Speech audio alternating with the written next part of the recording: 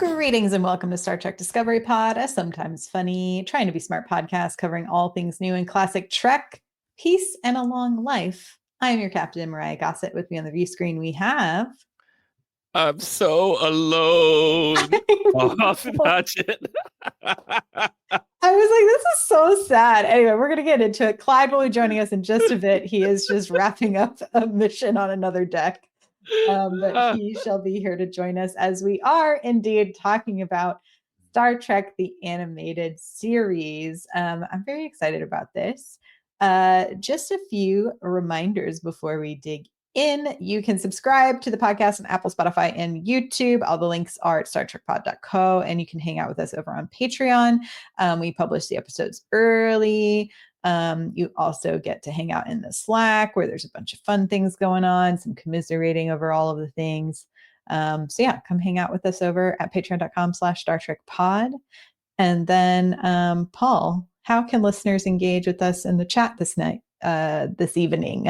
Hey, for those of you who are listening live, you can type, when the time is right, just type POD, pod. If you want us to pay attention to that, yeah. And then we'll see it. And we may see it, and we will probably respond to you. And there you go. Do so. And yeah, that's what we'll do. Indeed. Yes. So we are talking about the animated series. We've talked about a couple of episodes before on the pod. I think maybe for some Patreon episodes, a couple of in-betweens. I know I love the Lorelei Signal. That's one of my favorite episodes of the animated series, and we'll eventually get there. But Paul, I thought we'd just start with, like, what's your history with the animated series? Have you watched it all before? What was your gateway here?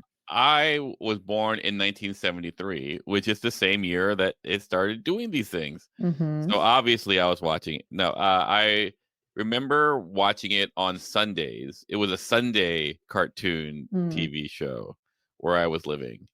And it was, one of my favorites. And like revisiting it, I realized how little quality was required for me to pay attention. Because I remember always watching it. I always loved it. But like watching it now, I go, oh my God. It's definitely made for kids. Yeah, definitely different. But in a good way. Like this isn't me burning it, roasting it. No. Yeah, I watched it once it was on a streaming platform. I think way back when it was on like Netflix is probably when I first really encountered it beyond just like clips, on like YouTube and things. And like, again, this is no shade to the series, but I used to fall asleep to this all the time because it's just like nothing like really crazy happens. You know what I mean? If it does, it's not super loud.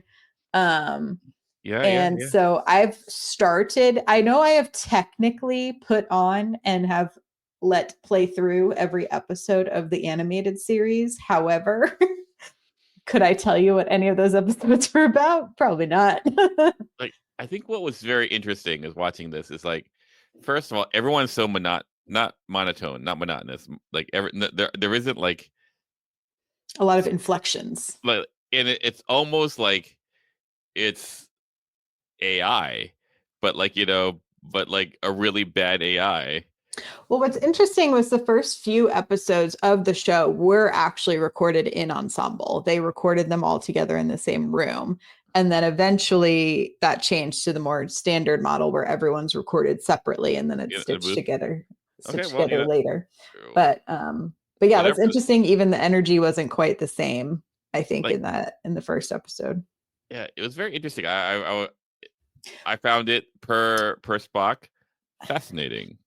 I do also have a theory about this, though. Okay, so tonight we're going to talk about theory. Oh man, we have Myrriah theories. We're going to talk about the first two episodes, and so the plan, kind of until we get an announcement about another Trek series actually coming back on air, is we'll do 2 or 3 episodes at a time. There are quite a number of episodes. There's 2 seasons. So we'll kind of slowly make our way through. So tonight we are going to talk about Beyond the Farthest Star, the first one, which was directed by, all of the episodes in the first season are directed by Hal Sutherland. And the first episode is written by Samuel A. Peoples, and the Yesteryear is written by DC Fontana. Yesteryear is the only one written by DC Fontana, which is interesting to me, though DC was the story editor for the series. Okay, cool. I enjoyed DC Fontana episodes, so I had I enjoyed the second one more than the first one. But would you fall asleep? I did. I am about to. It's way past my bedtime. Just even talking about Star Trek, the episode, you fall asleep. Love it. Just slowly, I will fall asleep. The time change has really rocked my world. It is a no good thing. I have been going to bed at like 9 o'clock at night because I'm so sleepy. So we're way past my bedtime. But anyway, so my theory is to potentially, especially that first episode, sounds Beyond the Farthest Star, which we'll talk about. The plot was I found very fascinating, interesting. And I was like, oh, this is how it became a kid's show. Like I see the kid show angle, Sure. But then the ending is so sad. So we'll get there. I'm so alone. But I don't know if you know. So originally with the budget of the show, they essentially were like, we don't have enough to bring back the entirety of the cast. And so, but then the only people they cut were Michelle and George. Yeah. And so, and then essentially Leonard Nimoy was like, I hope you see how bad this looks as a show that was supposed to like in 73. That's pretty good. This is about inclusivity and diversity in the future and et cetera, et cetera. And so the story goes that he refused to record anything until they were hired back. And so they did figure it out. They did hire them back. And so my theory is that they were just like, oh, you didn't even want us in the first place? I see how this is. Like, I'm going to give you like a kind of flat read. So I could just see how there's maybe some contention, especially in that first episode, trying to get everyone in the room. So I don't know, like I put myself back in 1973, and and I was gestating in my mom, and I just remember how it was just a different time. Like I don't even think you'd feel like really offended. I think you'd just go like, oh yeah, this is the way the world is, and isn't it nice that Leonard kind of stood up for us? I don't think you'd go like, I don't know. Maybe I'm projecting. I don't think you'd go like, oh, well, I finally got on board. Let me do a crappy job. Well, I don't think they did a crappy job. It's like, I think you could probably just feel some tension, perhaps. Who knows? Sure. I could be projecting on the performances, something that's just like, also it's mostly just Uhura being like, listen to this radio wave, I know, everyone is so interested. Like there's no reason for Kirk to be like Shatner to be so. I know, especially because there isn't even like when he's getting like pummeled. So in Beyond the Farthest Star, the plot is essentially the ship is being dragged into a gravitational force. They can't get out of it. They end up in orbit around a dead star, and they find another ship that is seemingly like millions of years, like 300 million years old, like older than before light hit the Earth, is how they phrased it. So this really ancient technology. It's beautiful. There's parts of the animation, like the background animation is so beautiful. Sure. And really evocative of that era. I love 1970s and early 80s animated films that were kind of on that edge of like, were they for kids? Adults that just did a lot of drugs, like that kind of vibe. And then, of course, they beam aboard, and it's not, what it seems, and essentially an alien being gets on the Enterprise. But where I was going with this is there's a point when the alien takes control of the controls and is like lasering Kirk, and he is like making absolutely no noise. It's just like on the controls, like being like, I'm not going to touch the buttons. Clyde is here. Clyde. So what do you think, Clyde? We're just talking about that. What do you think? Well, my first thought is, when we don't have a podcast in a while, my setup goes crazy. It forgets that we're podcasters. It's like, what's happening?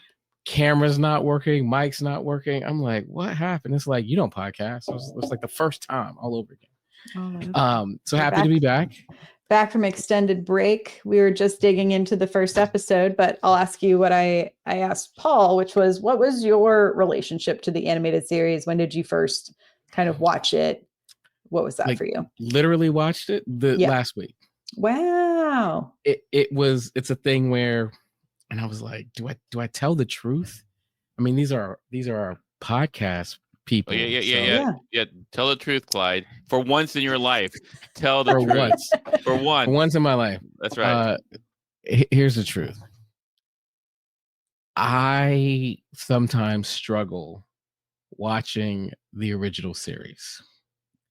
Sure. It is. There's some episodes that are harder to watch than others. Yeah. Well, I think, so I have a young, newly teenage daughter, and we, I'm constantly, because we love sci-fi and we love this stuff, I'm constantly trying to expose her to things. And her first response almost every time is, why is it so blurry? And then she's like, it's moving so slow. Don't judge me as a parent, but I tried to get her to watch The Breakfast Club. We never finished it. And because, we're not trying to do it. And I was like, do you want to finish it? And she was like, no. I was like, what? It's slow. I don't think I appreciated The Breakfast Club until I was in high school. So it'll probably come. It'll come. So, but I bring that up to say, I look at her and sometimes I judge her like, this is great television. This is a great movie. And you're struggling because it's old. And then I look at the mirror and I try and watch the original series. And as a Star Trek fan, I appreciate it.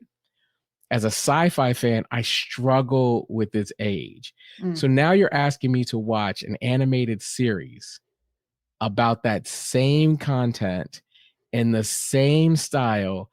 I struggled a little bit. So I was asking myself this question today, because I was like, either Paul or Myrriah is going to ask me, like, what did you think? And I'm usually the first person that's trying to get people to watch animated stuff. And I'm like, if this was an animated series about the next generation of Voyager or Deep Space Nine, would I feel differently about it? I don't know that I've come up with an answer. So when you ask me, what do I think? Like, I'm watching it for the first time. It's a little bit of a struggle, but I'm trying to appreciate it, right? Yeah, I'm wondering if it also sounds to me like you're just racist. Well, I was just telling Paul about. Well, I was telling Paul earlier how I used to put this on to fall asleep to.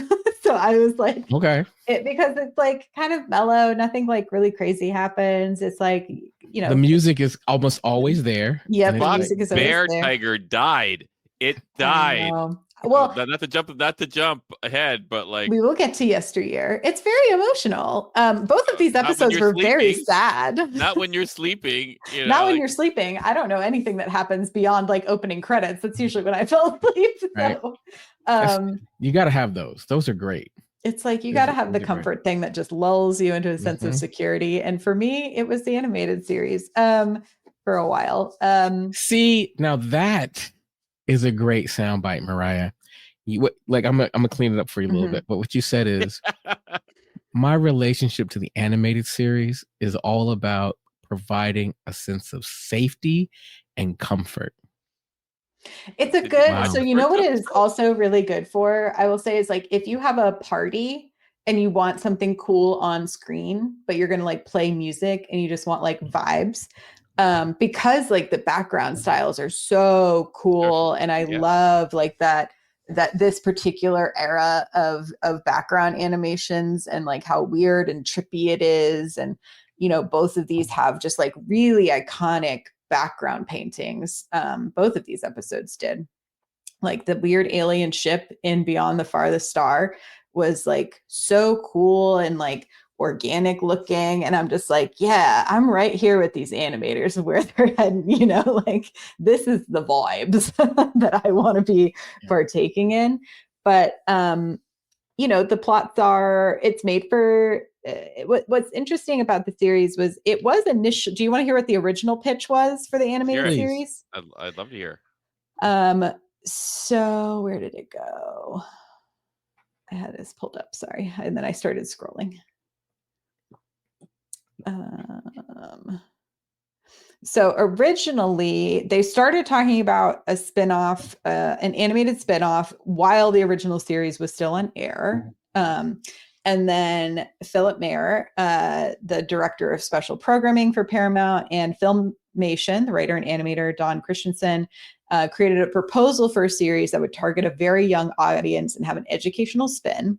It would be the main cast of Star Trek, the original series, would train a teenage crew of a ship called Excalibur about space exploration. The new teenage crew included a Vulcan named Steve, an African-American boy named Bob, and a Chinese boy named Stick. Due to bitter relationship between Roddenberry and Paramount at the time, the producer was not able to get the two parties to talk to each other in order to agree on a deal for several years. And during this time, the original form was like fully just phased out. And then it became a pitch for essentially just a continuation of the original series in animated form and less of a push to be kids programming. But DC Fontana came in and was like, I'm going to still make this kid friendly, and made sure there was no more like sex and like overt, essentially took away all of Kirk's hot blondes. There's sex in Star Trek? I had no idea. Well, you know, there's a lot of kissing. There's a lot of kissing and innuendos. No, so what you're saying is they came up with Prodigy like 40 years ago. Well, yeah. Gotcha. Essentially.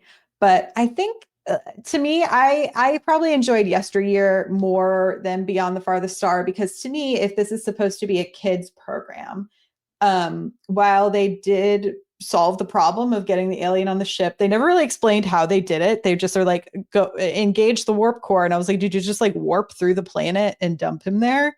No, or like it was afraid it was going to crash and die, so it habitated it habitated the planet rather than crash on. But then when it was like, I'm so lonely, I was like, and that's where it ends. They're just like, peace, I love it. Out. Like I feel like this is like dark television for kids. Like I thought it was, you know, I watched it again. Imagine I put myself like Sunday morning watching this, you know, and the first thing I see is like, oh, here is an alien entity, you know, trying to take over, like, and shooting my pals, my heroes, yeah. And then it jumps, you know, and we save the day by like not succumbing to its, you know, like it's evil, tyrannical, like do this or I will. Was it really that evil? It was just really lonely. I felt and like it was shooting people. It was like, you know, it was like threatening to tear off a bunch of friends, and you know, it just so it just felt incomplete to me. The story felt incomplete. Yeah, I've been thinking about what you're saying, and this is I'll be honest, this is a little bit of a miss. And the reason why it's a miss for me is because I love the early like 1980 TV, like Saturday morning cartoons. Mm-hmm. And so to me, there's a sense of like, it was like Dungeons and Dragons, and this was like 73. Like you can't, you know, like 7 years ahead of its time. Like the Littles, and like there's so, you're right, it's completely ahead of its time. There was like what was it? Oh, I was a big fan of like Pole Position and stupid shows like what was it, like Teen Car, Turbo Teen, the boy who when he gets too hot he turns into a Trans Am, like all of that silly stuff. Like to me, there's a show in there that probably would have been perfect for like the early 1980s kids TV shows. Like it's like you mentioned about DC Fontana and Paramount. They needed Hanna-Barbera. Like that's who they needed to produce this, and it might have just hit in. Like I'm just fascinated thinking about like what if they had done it right and it hit as a kids, like a kids show. I think for me particularly, I would have been introduced to Star Trek maybe 5 or 6 years earlier than I was. Yeah, like I have to push back against that a little bit. I feel like this show is actually what it's supposed to be. Like, well, it is what it's supposed to be for this time period. Absolutely. Because I was just going through, I was trying to be like, oh, what else could I compare it to? But even like the things like the Flight of the Dragons, like the Hobbit, the animated Hobbit, the Last Unicorn, like all of those were in the early 80s. Like this is a full 10 years before all of that. I mean, this is pretty advanced, like the fact that they like that they here I put you this way.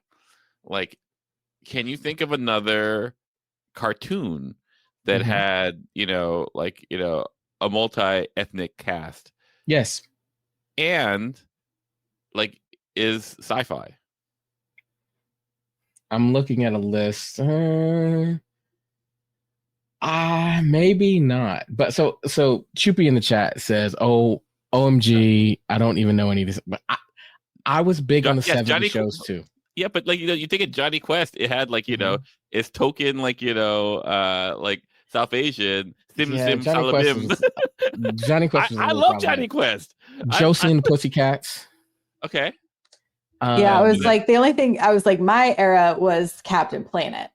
Captain Planet. That's so much later. But I was like, but 73. To your point, Paul, you are right. You don't get Captain Planet without Star Trek: The Original Series. Like animated show. C-Lab 2020, which was 72. Like, do you know what that is? I don't know what that is. I do. I only know the Adult Swim version where they took all of that footage and redubbed it. Yeah, they did. They did do that. Really incredible. But I think I think it will get better because the thing that is interesting is so season 2 was nominated for and won the Emmy for Best Children's Programming. So I think it will eventually, I think it's going to continue to get better. And to, Chippy also made the point of like, they definitely didn't aim most kids. Eventually you'll see McCoy waxing on alcohol, which is true. And what was interesting about the show is it essentially had like the reverse of the original series, which was the original series came out and like, it wasn't super critically acclaimed quite at the time and like took a really long time to find its fandom, right? Mostly in syndication. And then this show came out and immediately, because of the syndication of the original series, had an immediate fan base, but it was not kids. And so it was this weird place for advertisers because it was primarily airing on Saturday morning cartoons. And that's where all the ads were being placed, but it's not really kids watching those ads. So it was an interesting kind of conundrum for the show. But it had an immediate, like the deal was for 2 seasons. It obviously didn't make it past the second one, but it is interesting that it seemed to have been gaining some momentum specifically, I think, from the rising, like essentially it's the proof of like fandom. Sure. Like, I'm looking at a Reddit picture of the TV guide from April 1976. And it's a little bit of a struggle bus, right? You've got the Harlem Globetrotters, Popcorn Machine, Scooby-Doo, Karen is Right, I Dream of Jeannie, like Hong Kong Phooey, which I enjoy, also problematic.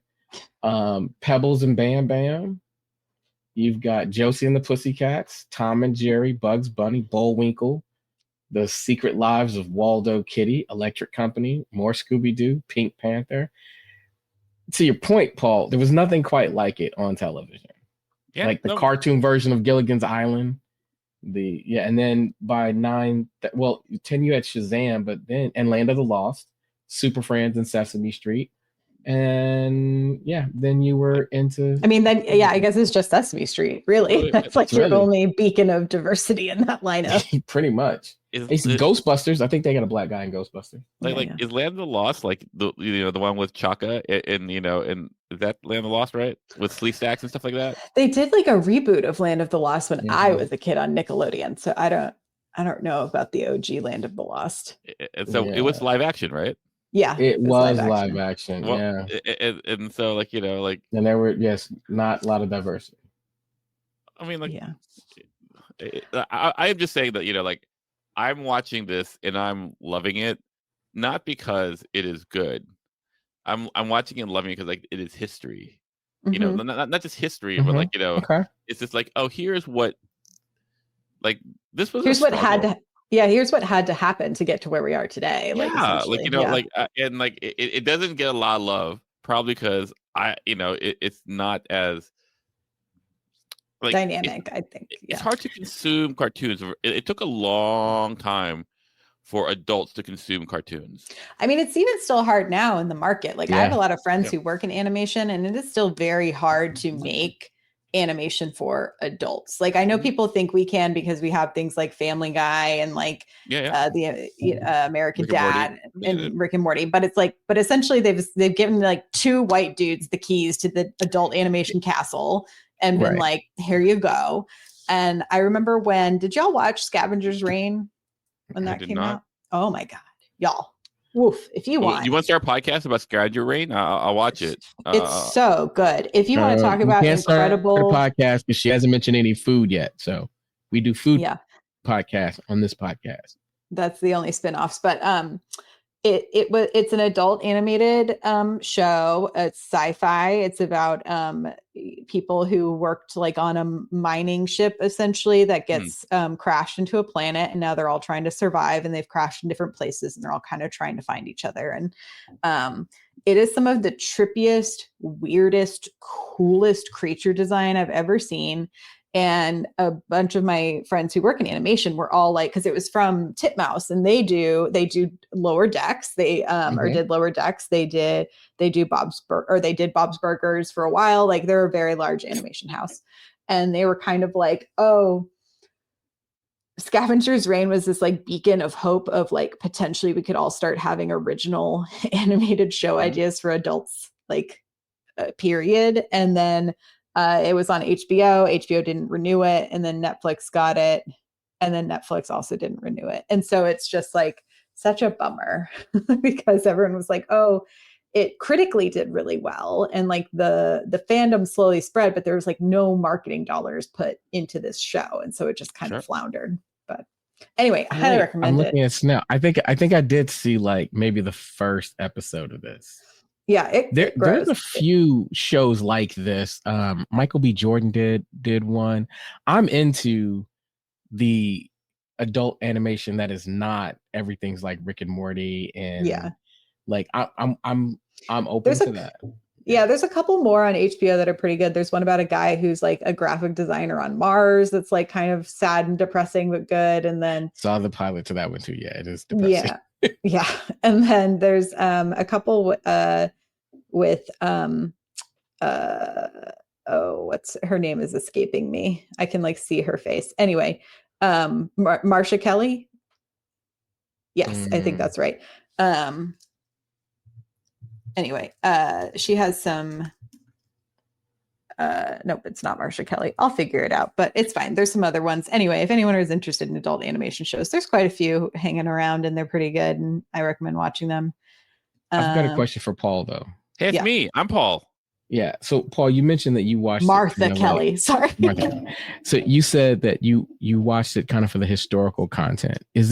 Would you equate that to kind of watching like 2001: A Space Odyssey similarly for like the historical context? Because that is not an easy movie to watch. It is not. I actually never gotten through it. I've never got through the. I have, but that's because I'm dorky enough to have written a paper on it in college. So. Yeah, but like I would say that I look at Star Trek, the anime series, like, and as a non-parent, obviously I'm right, because when I make this, because I can't, like how could I be right? Like, I imagine watching it as a parent would, imagine you're watching your child get married, and you're happily married, like getting married, and you see videos of them like in their terrible twos. Like, do you feel like, oh man, my child was a jerk? Or do you go like, oh my God, like we've come so far? And you look at that with such, like not objective disdain, but with love. Does that make sense? Yeah, I mean, But maybe you don't love your child, Clyde. I don't know. No. So in my house, we've got an Apple TV, and one of the things that we do is we have like the screensaver comes on and it shows pictures of the family. And what we will often see is we'll see pictures of my children when they were really, really young. And, we were just talking about this a minute ago. There's a picture where my son is in a onesie, this little like teddy bear onesie, and the refrigerator was open and he tried to climb into the refrigerator to get food. It is the most adorable picture there is. And he had to be about like 2. Sure. And so you look at it and you're like, oh, it's so cute, right? And you don't, to your point, you're not thinking about what actually happened when he pulled something, like while I was taking the picture, what happened when he pulled something down off the shelf, or what he was doing 5 minutes before that was driving me nuts. But you do look back on it finally and go, oh man, this was a nice moment. And oh yeah, it's great. And look how far we've come. And look at him now, right? Now he just opens the refrigerator and grabs stuff. And you're like, what happened to this? So I see you're spot on. You're right. It is. So you're looking back at the animated series like a picture of your Star Trek childhood, like my Star Trek journey, actually. Your Star Trek journey. Okay. I respect that. But even like, I don't know if I go to people who aren't already fans. They go, you know what you need to watch? Star Trek the animated series. I think you need complete buy-in already. Like you'll watch anything Star Trek, and then you watch it and you go like, oh my God, this is ridiculous. But but you're already in the Star Trek cult, might I say, and then it becomes even more amazing. I think it's also helpful, and probably why it did so well with adults is because there's very little backstory given to the characters in these first 2 episodes until really Spock is the only one we actually get a full backstory in this second episode for.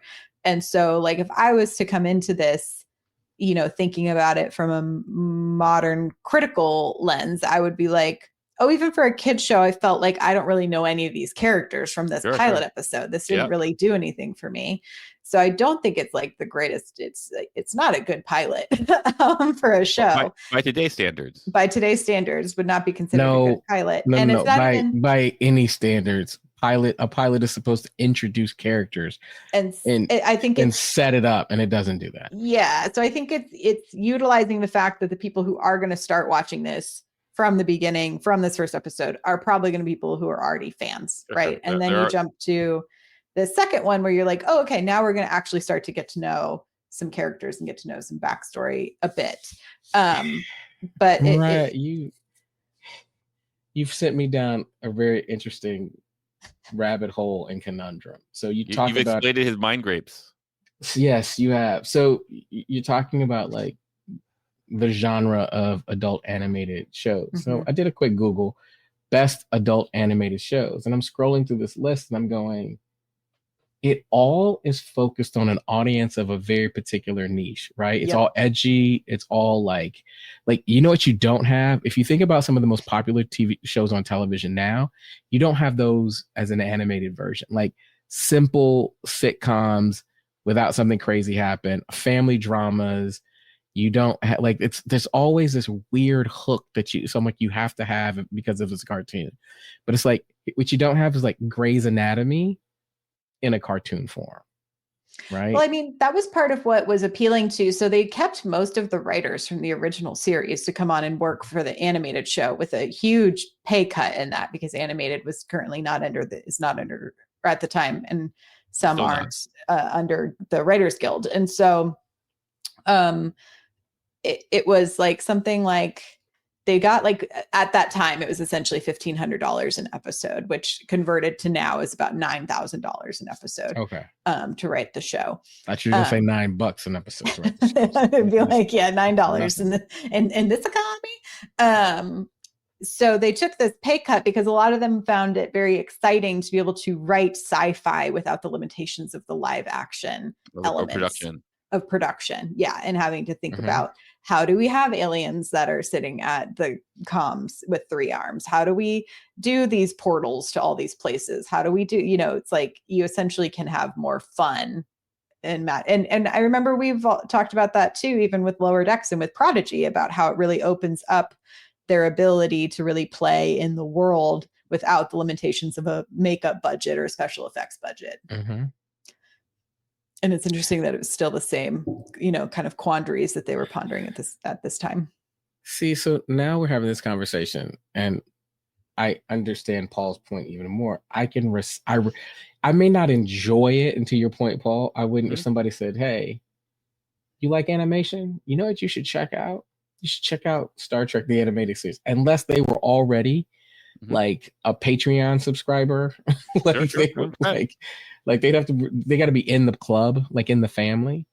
To get but it. I do respect what they were doing. Like I see it almost like art. Like I really do expect the art form of what they were trying to attempt, and I kind of wish somebody would do it again. Yeah, it's interesting too, because like now for anything that is like children's content, you usually also have like educational consultants and producers on the show that are making sure that like what you're teaching is to grade level or to age range, and like is being done in a way that's better for absorption. Like all of these things are considered. Does Prodigy fit that? I'm sure they had educational consultants on that show. Yeah. Like because they're talking about like problem solving, making friends, dealing with conflict. Like it's like social emotional learning. I would put dealing with people who are different than you. Yeah. Like I feel that what I miss in television, and I do understand that like the risk of it is so high, but like with Star Trek, the animated series, I go like, it goes, here's what I am. I'm not trying to pander, and you just come to me. Like we have 2 seasons, and and we'll see what happens with it. And I do appreciate that. Like, like one of the things that I like to do is I like to go to fancy meals, and back to food talk. Back to food talk, fancy meal talk. Fancy meal talk. So if anyone would like to take me out to a fancy meal, I'm in LA. Just give me a call. I will hang out with you. You want to talk to me? If anybody's listening, okay, I don't know what I'm gonna do. Maybe there's a prize for the first like listener viewer who emails us, who hits us on Blue Sky or whatever, and notifies us of the very first podcast that we do from here on out, where we don't talk about food. That doesn't talk about food. There you go. Like if you can catch us, it's a reverse drinking game. If we get through a whole episode and we don't talk about food, and you let us know, and I don't know if that means I got to comp your Patreon for a month. Prize.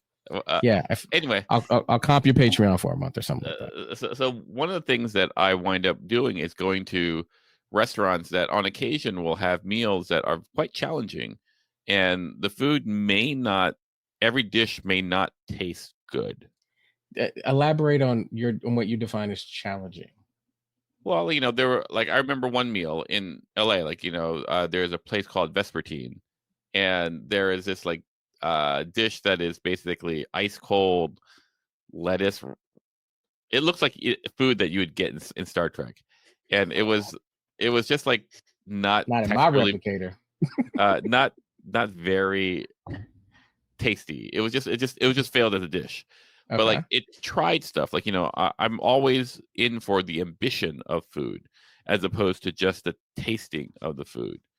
And so in this case, like, the ambition of Star Trek, the anime series, viewed through the lens that I have, it's like, oh, well, here we are. We're trying to, and I don't know if they thought of themselves as trailblazers in that regard. Like, I think that they just thought like, hey, here's another paycheck and we can do a little bit more. But like, in the end, it's no peanut hamper episodes, but they're really trying. Yeah, I was just putting in the chat. Peanut is typically a food, so I think peanut hamper counts. Like without TAS, is there a peanut hamper? I don't know. I don't know. Like, the hero of Star Trek, but like, but so like, yeah, though I think like there is nothing quite as beautiful to me as a spectacular failure. I'm not saying that Star Trek the anime series is a spectacular, but it risks. And I'm willing to give it some more time, because here's the thing. Of the episodes I can remember, there are ones that I really enjoy. Like the Lorelei Signal is one of my favorite episodes of Star Trek. And and I think there is stories and interesting things done in the series from like, especially looking at the list of writers who worked on the show. I think season 2 will probably be a little bit more up our alley than season 1. But even just Yesteryear, because like I love DC Fontana. And so it's like, yes, did it help that I already knew a bunch of details about Spock? And can I tell you if I didn't know anything about Spock, did I find this episode compelling or not? I don't know.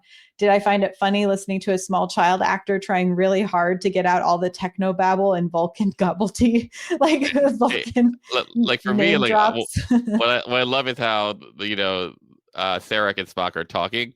Like, I assume that there is a proper reason why you chose to do it. Yes, Father. And then I go like, that's just like me. Here's the other thing. Like, so I'll say this. I am definitely willing to give it plenty of run for you have no a couple choice. Reasons. I was like, we have nothing else to talk about for a while. You're in the podcast, so congratulations, Clyde. You got no choice. Yes, but I think one reason is, I used to talk about Enterprise, and I sat and did the watch-alongs with our patrons. And did I learn something? Yes. Did I develop a greater appreciation for Enterprise than I had before? Yes. Did I also find some things challenging? Sure.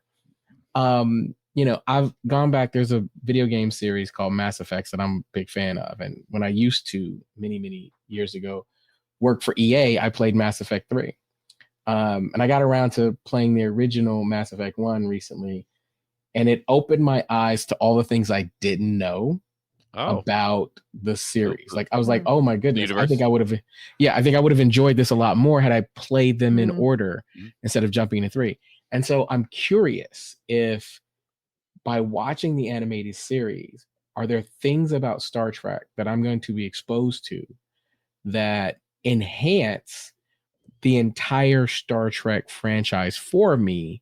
And like you said, like, I'm going to learn. Now, that being said, no. I think it'll be interesting, especially because probably the next series we're going to get is going to be a season of Strange New Worlds, and there's a lot of these characters that are coming that are in the animated series that are also in here. So it'll be interesting to be like, oh, if this is where your character is growing, or if we get to learn some more backstory, how are they using that information to inform your character on this show? Yeah. Now, that being said, I got to say that because of Discovery, I immediately saw Majel Barrett playing Amanda and said, not my Amanda. It's not my Amanda. Like, Discovery has imprinted, that's my Amanda. So I get that. Just saying. But yeah, I thought Yesteryear was like a fun lore builder for Spock. I'm also obsessed with the giant dog creature. The dog Sabretooth? Yes. The tiger dog. Tiger dog, Achaya. But my favorite sequence in that was when Spock did the double neck pinch on the like. Oh my god, on the creature.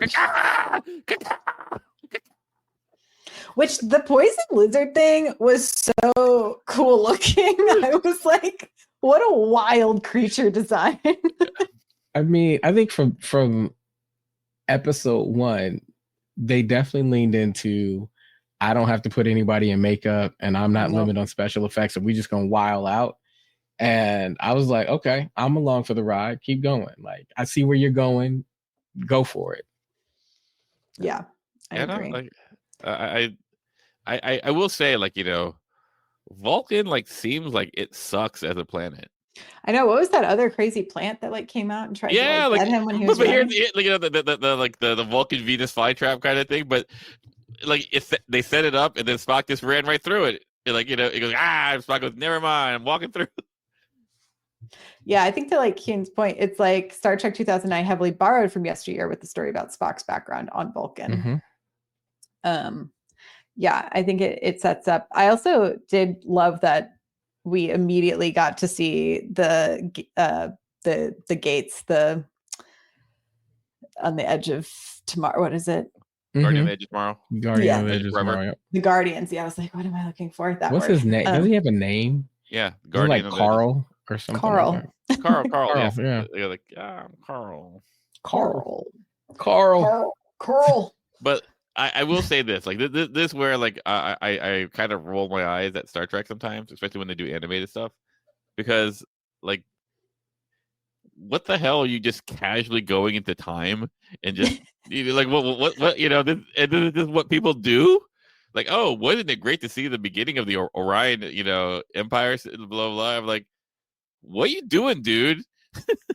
I mean, Stop that. I think one of the first things I thought of is I was like 2 episodes in. Like, is this a record? Like, we're 2 episodes in, and the first episode, we're in a situation where it's like, hey, we've stumbled across an alien ship and we almost kill everybody. That's right. Mm-hmm. And then second episode, we immediately get a timey-wimey Mirrorverse almost episode.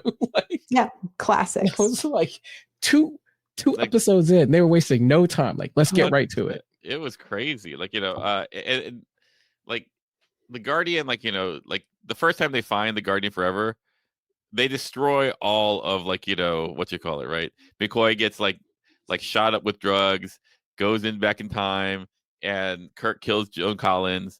But before he does that, like, the whole universe is changed. And so, like, for them to go, okay, we messed up and barely survived. Let's just go and hang out. Let's do it again. Let's just go hang out again. Yeah. With Birdman and. I know the Birdman was cool. Yeah, I do think that's funny. And I was like, did the other historian have any lines? Just that lady who was standing there. I can't remember if she spoke at all. She did. Like, they go, like, did anyone come through? Nope. Yeah, it's like one word answers. And Joan Collins was amazing in that episode. That is like one of my favorite guest stars. Was she even a star at the time? Was that pre Joan Collins star? I don't know, but like that I think she was a star. I don't know if she was in Dallas big. But like, every time the Guardian Forever, like, is around, like, it's a problem. Like, yes, if you ever read like the TNG book Imzadi, Guardian Forever problem. Like, like Troy gets killed because some jerk goes back in time and gives like, someone some poison to kill Troy. Riker's a mess. Blah blah blah. Data is going to go kill Troy. It's great. I appreciate you, Paul. I really do. Sometimes I think I'm the only one who reads Star Trek novels, and I try not to talk about it. I try not to talk about it. And I'm like, oh, Paul's read some too. That's awesome. I'm not alone. Anything else to say about these first 2 episodes? We got 2 more next week. Watching episodes 3 and 4. We definitely went all over the timey-wimey, all of this. We went very timey-wimey, but like if you're tuning in for the first time and you're like, oh, should I watch this show? And you're not a big Star Trek fan, maybe high. If you watch it high, I think you might really enjoy it. Like you should try to be like full Saturday morning cartoons with it. Like, it doesn't have to be Saturday morning, but it's like, put yourself in a kid-like mental state, whatever your preferred inebriations are. Get a bowl of cereal. Exactly. Get a giant bowl of sugary ass cereal. Yeah, don't do the brand. Don't eat. No. I'm talking about like don't Frosted Flakes, Fruit Loops, Reese's peanut butter. What is the Cocoa Puffs? Yeah. Like, get in there. Like, it needs to have red dye number 7 or chocolate. Like, when you're done, that it should not be white milk, right? Like my son, we had Cheerios in the house. That's not going to work for you. You need something that when you're like, oh man, look at this, it's like flavored milk. Like, that's what you need when you're done. That's what you need. And then do you know what you can do with that milk? Is you can make ice cream out of it, and then you don't have to go pay the price to go to Milk Bar to have cereal milk ice cream. Cereal milk ice cream. It's so good. And there we go. Food talk with Myrriah, Paul, and Clyde. Yes. And on that note, we'll be back next week. Enjoy your cereal milk, and however you are enjoying the animated series, we will be right along with you. Here's something that we should do. After every episode, since we're going to talk about food, we should post a recipe in the Patreon and like in the Slack. Oh, nice. I made a cake and it was made with Tate chocolate chip cookies and mascarpone. Oh. And my family really liked it. It was See? Well, maybe you should post it in the Slack, Paul, and I'll put it on the Patreon page. Well, it turns out like it's not my recipe, but I'm going to modify it. Yeah, I'm that's going to fine. make do Vulcans like lemon. I'll call it my Vulcan something cake. Perfect. Or parfait. Anyway, and you know what? The next time we talk about hot dogs, I want to try and make a chili dog. So I'll post that when we get there. Wow, I think this is really going to do. I think people are going to just really flock to like, our. they would not even care about us, but like our recipes, they're going to go like, ooh. Yeah, we'll see. It'll be great. Okay, y'all. We will see you next time. Let us know what you want us to post recipes for, and we'll get there. And until next time, y'all, live long and prosper. Bye-bye. Bye, y'all. Double neck pitch. Double.